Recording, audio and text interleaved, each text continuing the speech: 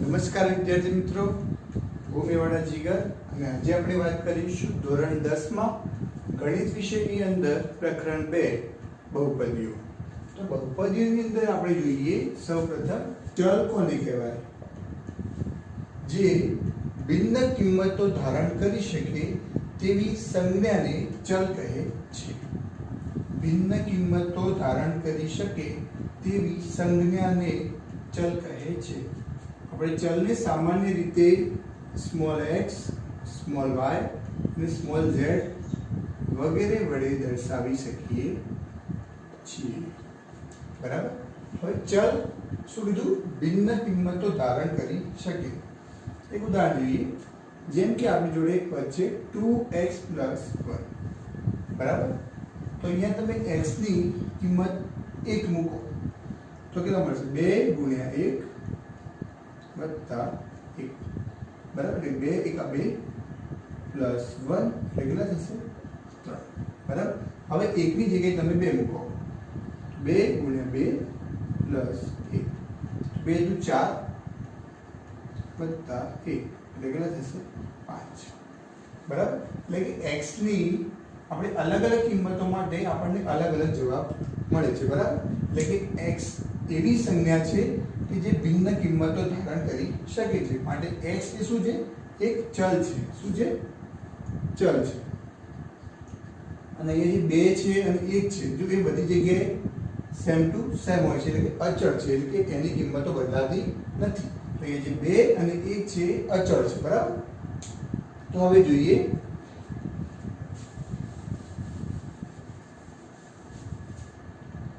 અચળ કોને કહેવાય? શું કીધું? અચળ કોને કહેવાય? તો જે કિંમત ચોક્કસ હોય, નિશ્ચિત હોય, કે બદલાય નહીં, તો તેવી સંજ્ઞાને શું કહેવાશે? અચળ. તો અચળને આપણે સામાન્ય રીતે સ્મોલ a, સ્મોલ b અને સ્મોલ c વગેરે વડે દર્શાવીએ છીએ. બરાબર? ચલને આપણે કઈ સંજ્ઞા વડે દર્શાવીએ છીએ? સ્મોલ x, સ્મોલ y અને સ્મોલ z વગેરે વડે. અને અચળ જે હોય એને small b a, small b અને સ્મોલ c વગેરે વડે દર્શાવીએ છીએ. બરાબર? અત્યારે આપણે ભણીએ છીએ બહુપદીઓ. હવે બહુપદીની વાત કરીએ કે બહુપદી કોને કહેવાય? તો એના પહેલા સમજીએ બેઝિક અભિવ્યક્તિ. તો બેઝિક અભિવ્યક્તિ કોને કહેવાય વિદ્યાર્થી મિત્રો? બેઝિક અભિવ્યક્તિ સમજીએ. બેઝિક અભિવ્યક્તિ એટલે કે સામાન્ય રીતે બેઝિક અભિવ્યક્તિ કેવા પ્રકારની હોય? તો એક અચળ પદ હોય. એક કેવું પદ હોય? અચળ પદ. અને એના ગુણાકારમાં એક ચલ વાળું પદ હોય. તો આવું જે સ્વરૂપ હોય એને બેઝિક અભિવ્યક્તિ કહેવાય. બરાબર? શું કહેવાય? બેઝિક અભિવ્યક્તિ. તો ઉદાહરણ જોઈએ આપણે. તો ઉદાહરણ તરીકે લખીએ. આપણે અચળ પદ તરીકે a લઈશું. બરાબર? અને ચલ તરીકે x લઈશું. તો ax એ એક બેઝિક અભિવ્યક્તિ છે. એવી રીતે બીજું ઉદાહરણ લઈએ. જેમ કે અચળ પદ લઈએ 2 અને ગુણાકારમાં ચલ લઈએ x નો વર્ગ. x એક ચલ જ છે ને, 2x² એક બેઝિક અભિવ્યક્તિ થાય. બરાબર? તો આ રીતે જે એક અચળ પદ હોય અને એક ચલ વાળું પદ હોય તેને શું કહેવાશે? બેઝિક અભિવ્યક્તિ. હવે એકલું ચલ જ આપ્યું હોય. બરાબર? એટલે x જ આપ્યું છે, આગળ અચળ પદ કોઈ નથી. તો આપણે સમજીએ કે આગળ કોઈ પદ નથી, તો આપણે એને 1 લખીશું. 1 લખી શકીએ. કોઈ પણ સંખ્યાને આપણે 1 વડે ગુણીએ તો આપણને જે તે સંખ્યા મળે. તો x એ પણ એક બેઝિક અભિવ્યક્તિ છે. બરાબર? હવે આપણે સમજીએ બહુપદી કોને કહેવાય. વિદ્યાર્થી મિત્રો, બહુપદી એટલે શું? તો બેઝિક અભિવ્યક્તિની મદદથી આપણે બહુપદીને સમજીશું. તો જે બેઝિક અભિવ્યક્તિમાં પહેલા બહુપદી લખીએ. બહુપદી બરાબર બહુપદી એટલે કે જે બેઝિક અભિવ્યક્તિમાં ચલની ઘાત પૂર્ણ સંખ્યા હોય. જે બેઝિક અભિવ્યક્તિમાં ચલની ઘાત પૂર્ણ સંખ્યા હોય તેવી બેઝિક અભિવ્યક્તિઓને એક ચલવાળી બહુપદી કહે છે. વિદ્યાર્થી મિત્રો, આ ચેપ્ટરની અંદર આપણે એક ચલવાળી બહુપદી વિશે શીખવાના છીએ, માટે આપણે અહીંયા એક ચલવાળી બહુપદીનું ઉદાહરણ લઈએ. તો એ પહેલા સમજીએ બહુપદીની વ્યાખ્યા. તો જે બેઝિક અભિવ્યક્તિમાં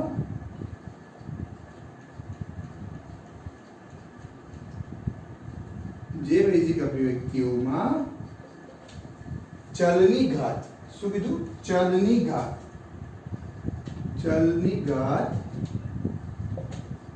પૂર્ણ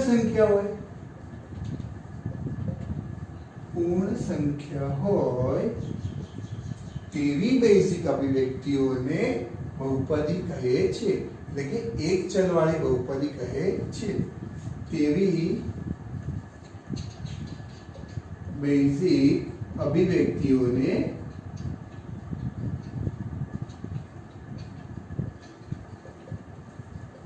અહીંયા વર્ડ શું આપે છે? એક ચલવાળી બહુપદી.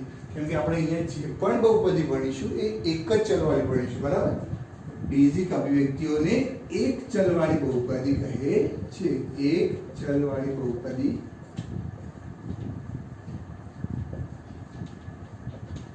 કહે છે, બરાબર?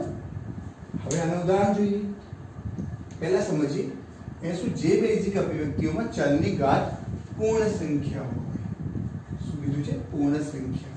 પહેલા ઘાત સમજી. તો અહીંયા એક ચલ છે, બરાબર? x. હવે એના ઉપર હું જે પણ લખીશ એ x ની ઘાત થશે, બરાબર? તો અહીંયા x ની ઘાત કેટલી છે? તો 2 છે, બરાબર?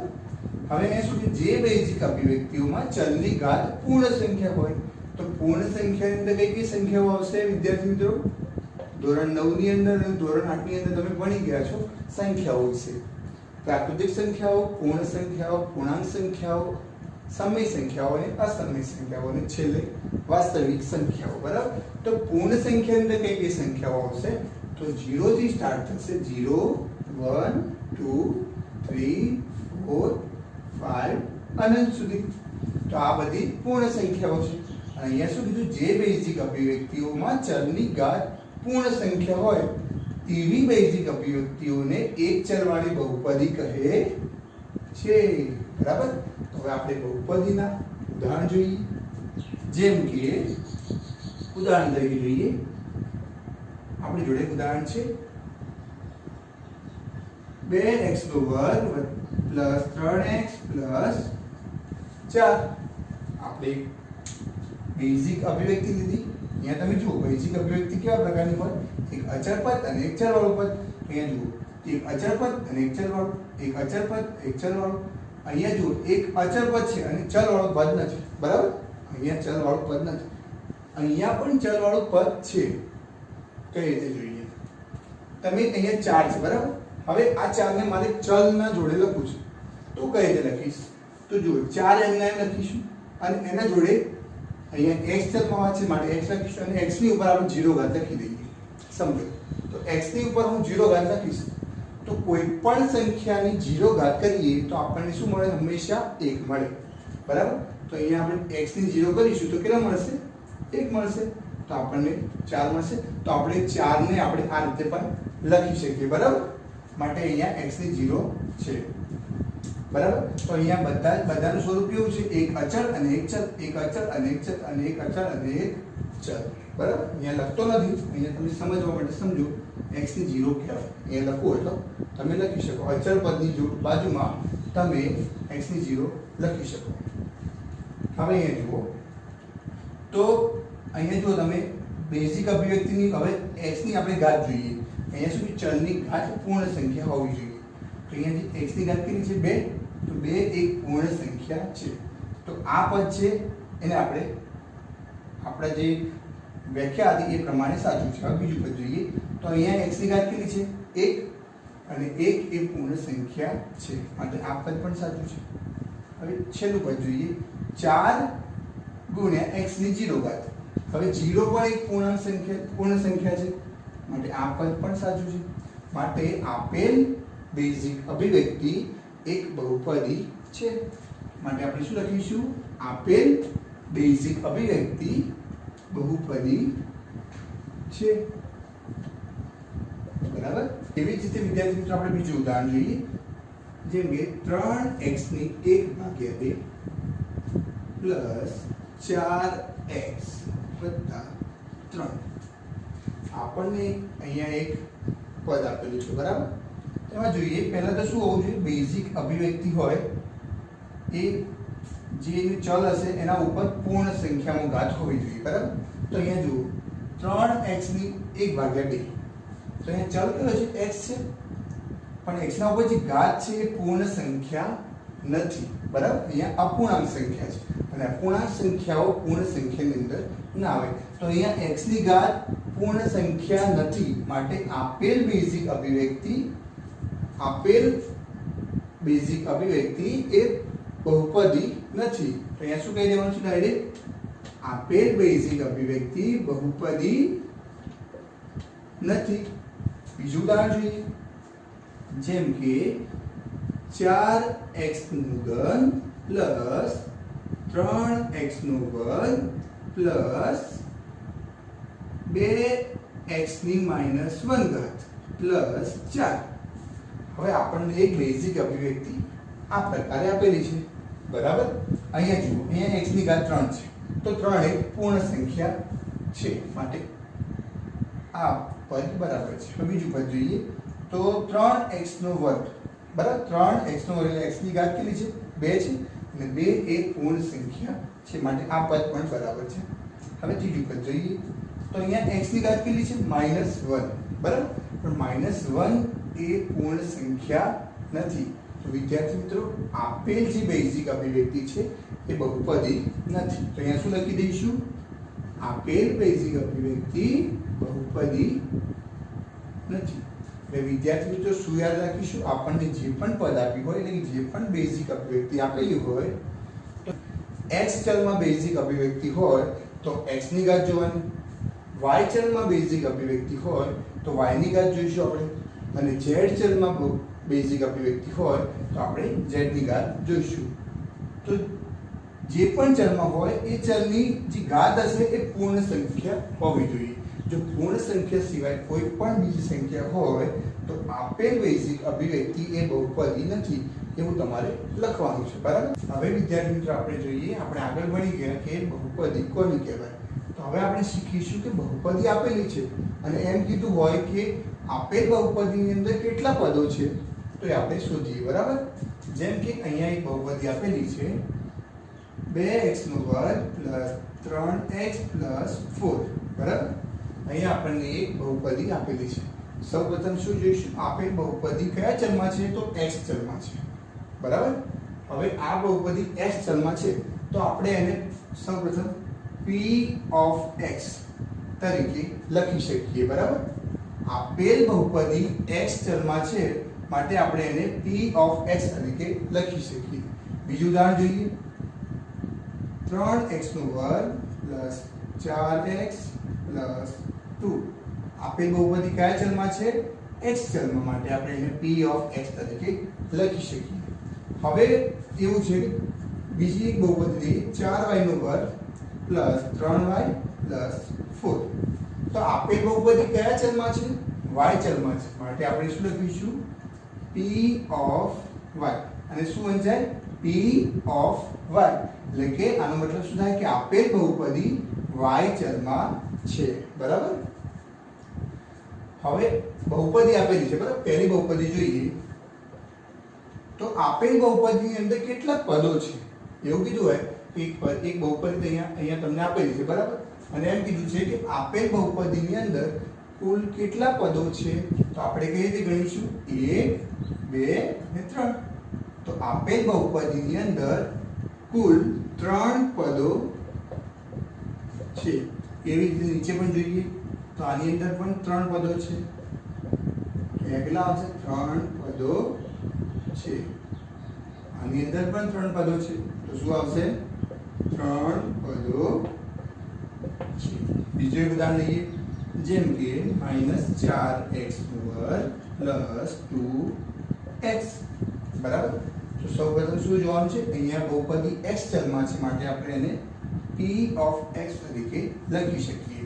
હવે એમ કીધું છે કે આપેલ બહુપદી ની અંદર કુલ કેટલા પદો છે, તો અહીંયા ગણીશું 1 અને 2. તો કેટલા પદો છે? 2 પદો છે, બરાબર. હવે એમ કીધું હોય કે આપેલ બહુપદીની અંદર 3 પદો છે, બરાબર. અહીંયા તો 3 પદો કયા કયા એને અલગ અલગ રીતે લખીએ. તો પહેલું પદ કયું આવશે? 2x નો વર્ગ, 2x નો વર્ગ, બરાબર. બીજું પદ કયું થશે? 3x. બીજું પદ કયું થશે? 3x. અને ત્રીજું પદ 4, બરાબર. એવી રીતે તમે આ પણ પદો લખી શકો, આના પદો પણ લખી શકો અને આના પદો પણ લખી શકો, બરાબર. તો તમે કોઈ પણ સમીકરણ આપ્યું હોય, ભલે 4 પદ હોય, 5 પદ હોય કે 10 પદ હોય, તમે એને પદો ગણીને તમે લખી શકો છો, બરાબર. હવે આપણે શીખીશું બહુપદીના સહગુણકો વિશે.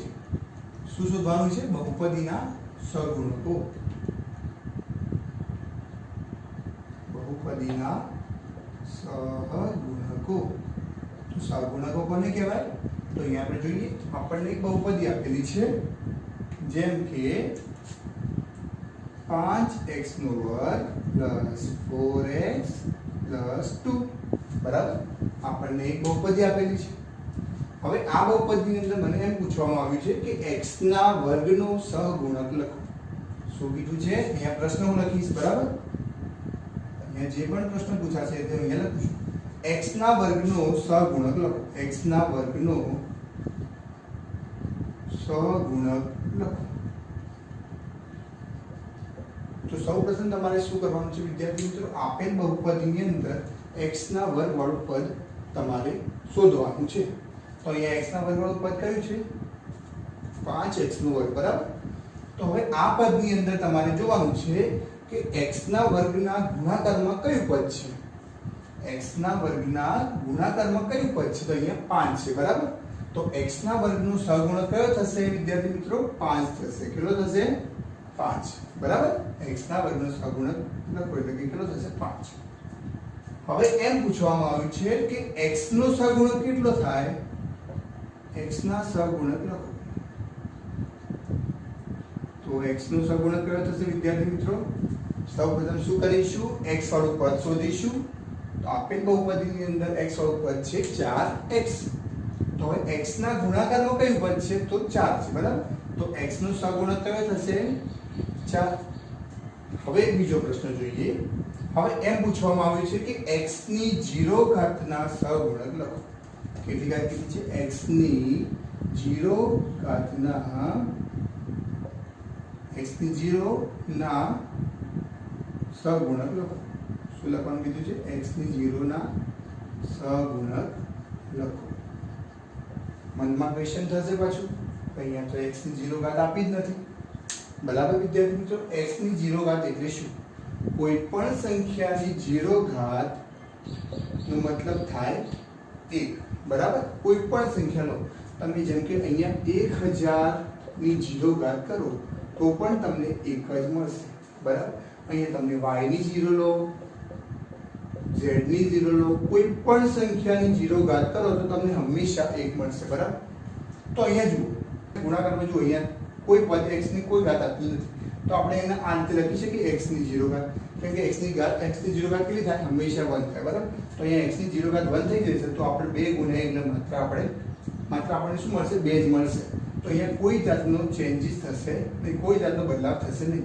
તો અહીંયા x ની 0 નું ઘાતનું જ્યારે પૂછવામાં આવ્યું હોય તો ત્યારે તમારે જે અચળ પદ હોય, અહીંયા x ના વર્ગ વાળું પદ કહેવાય, અહીંયા x નું પદ કહેવાય, અને આ જે કોઈ ચલ વગરનું હોય એને શું કહેવાય? અચળ પદ, બરાબર. તો જે અચળ પદ હશે એ તમારો x ની 0 નો સહગુણક થશે. તો અહીંયા x ની 0 નો સહગુણક કેટલો થશે? 2 થશે, બરાબર. બીજું ઉદાહરણ જોઈએ વિદ્યાર્થી મિત્રો. સમજવાનું છે કે તમને પ્રશ્ન કઈ રીતે પૂછવામાં આવે છે, બરાબર. હવે બીજું ઉદાહરણ લઈએ. 4x નો ઘન પ્લસ 3x નો વર્ગ પ્લસ 2. અહીંયા જોઈએ વિદ્યાર્થી મિત્રો, તમને પહેલો પ્રશ્ન એ પૂછવામાં આવે છે કે x ના વર્ગનો સહગુણક લખો. અહીંયા પહેલો પ્રશ્ન શું છે? x ના વર્ગનો સહગુણક લખો. તો આ પ્રશ્નની અંદર જોઈએ તો x ના વર્ગ વાળું પદ કયું છે? તો આ છે, બરાબર. તો x ના વર્ગનો સહગુણક કયો થશે? હા, x ના વર્ગનો સહગુણક કેટલો થશે? જે x ના વર્ગના ગુણાકારમાં જે પદ હશે એ આપણો x ના વર્ગનો સહગુણક થશે. તો અહીંયા કેટલો જવાબ આવશે? 3 આવશે. બરાબર? કેટલો આવશે? 3 આવશે. હવે બીજો પ્રશ્ન કયો છે? x ના સહગુણક લખો. શું કીધું છે અહીંયા? x ના સહગુણક લખો. પણ અહીંયા તો x વાળું કોઈ પદ જ નથી. તો શું લખવાનું છે? જો તમને એવું પદ કીધું હોય કે જે પદ અંદર બહુપદની અંદર હોય જ ના, તો એનો સહગુણક કેટલો થશે? 0 થશે. શું થશે? 0 થશે. હવે જોઈએ x ની 0 ના સહગુણક લખો. તો આપેલ બહુપદીની અંદર x ની 0 નો સહગુણક કેટલો થશે? તો અહીંયા અચળ પદ જે હોય એ x ની 0 નો સહગુણક થાય.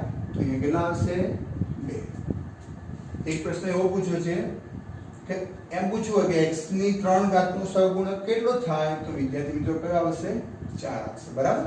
તો આ રીતે તમે કોઈ પણ બહુપદીના સહગુણક લખવા હોય, કોઈ પદના સહગુણક લખવા હોય તો તમે લખી શકો છો. બરાબર? ચલો વિદ્યાર્થી મિત્રો, હવે આપણે શીખીશું બહુપદીની ઘાત કઈ રીતે શોધવી. બહુપદીની ઘાત કઈ રીતે શોધવી? બહુપદીની આપણે ઘાત શોધતા શીખીશું. બહુપદીની ઘાત. તો આપણને કોઈ બહુપદી આપેલી હશે અને એમ કીધું હશે કે આપેલ બહુપદીની ઘાત લખો. કોઈ પદની ઘાત નહીં, સંપૂર્ણ જે આખી જે બહુપદી હશે એની ઘાત શોધતા શીખવાનું છે. બરાબર? તો આપેલ બહુપદીની ઘાત શોધો એવું તમને પ્રશ્નમાં પૂછેલું હશે. એક બહુપદી અહીંયા આપેલી છે, જેમ કે જોઈએ આપણે પહેલા એક શીખીશું કે જે p of x લખેલું હોય તો આપેલ બહુપદી x ચલમાં હશે એટલું આપણે ખબર હોવી જોઈએ. p of x એટલે કે આપેલ જે બહુપદી હશે એમાં ચલ કયો હશે? x હશે. તો આપણે ઉદાહરણ લઈએ 3x² + 2x + 3. બરાબર? હવે એમ પૂછ્યું છે કે આપેલ બહુપદી એટલે કે px જે બહુપદી છે એની ઘાત લખો. એમ નથી કીધું કે 3x ના વર્ગની ઘાત લખો, 2x ની ઘાત શોધો, 3 ની ઘાત શોધો, એવું નથી કીધું. આપેલ બહુપદીની ઘાત શોધો. આપેલ બહુપદીની ઘાત શોધો. તો શું કરવાનું છે વિદ્યાર્થી મિત્રો? પહેલા એ જોવાનું છે કે આ જે બહુપદી આપી છે એ કયા ચલમાં આપી છે. તો અહીંયા ચલ કયો છે? x છે. બરાબર? તો અહીંયા તમારે એ જોવાનું છે કે x ની મહત્તમ ઘાત એટલે કે x ની મોટામાં મોટી ઘાત કેટલી છે. તો અહીંયા તમે જુઓ, અહીંયા x ની 1 ઘાત થાય અને અહીંયા x ની 2 ઘાત છે. બરાબર? તો x ની મોટામાં મોટી ઘાત કેટલી થાય? 2. તો તમારે લખી દેવાનું કે px બરાબર 3x² + 2x + 3 ની ઘાત બરાબર કેટલી થાય વિદ્યાર્થી મિત્રો? 2. હવે આપણે જોઈએ બીજું ઉદાહરણ. જેમ કે આપણને એક બહુપદી આપેલી છે p of x = 5x³ + 3x + 4. બરાબર? શું શોધીશું પહેલા? આપેલ બહુપદી કયા ચલમાં છે? તો x ચલમાં છે. બરાબર? અહીંયા s લખ્યું છે માટે બહુપદી કયા ચલમાં હશે? x ચલમાં હશે. હવે આ બહુપદીની આપણે ઘાત શોધવી છે. તો કઈ રીતે શોધીશું? તો તમારે શું કરવાનું છે? x ની મોટામાં મોટી ઘાત જોવાની છે. અહીંયા x ની ઘાત કેટલી છે? 1 છે. અહીંયા x ની ઘાત કેટલી છે? 3. એનાથી કોઈ મોટી છે? ના. તો આપેલ બહુપદી એટલે કે px બરાબર 5x³ + 3x + 4 ની ઘાત બરાબર કેટલી થાય? 3. બરાબર ને? આવી રીતે તમે કોઈ પણ બહુપદીની ઘાત શોધી શકો છો. એક બીજું ઉદાહરણ લઈ લઈએ. px બરાબર 3x + 4. અને બીજું ઉદાહરણ લઈએ py બરાબર 4y² + 2. અહીંયા તમે જુઓ, એક બહુપદી x ચલમાં છે અને એક બહુપદી y ચલમાં છે. તો ઉપરની જે બહુપદી છે એટલે px = 3x + 4. એ બહુપદીની ઘાત કેટલી થાય? તો સૌપ્રથમ આપણે જોઈએ કે આપેલ બહુપદી x ચલમાં છે માટે આપણે x ની ઘાત જોવાની છે. x ની મોટામાં મોટી ઘાત કેટલી છે? 1 છે. તો આપેલ બહુપદીની ઘાત કેટલી થાય? 3x + 4 ની ઘાત બરાબર 1. અહીંયા રીતે જોઈએ તો અહીંયા py બરાબર 4y² + 2 ની ઘાત બરાબર કેટલી થાય? 2. બરાબર? તો આવી રીતે તમે કોઈ પણ બહુપદીની ઘાત શોધી શકો છો.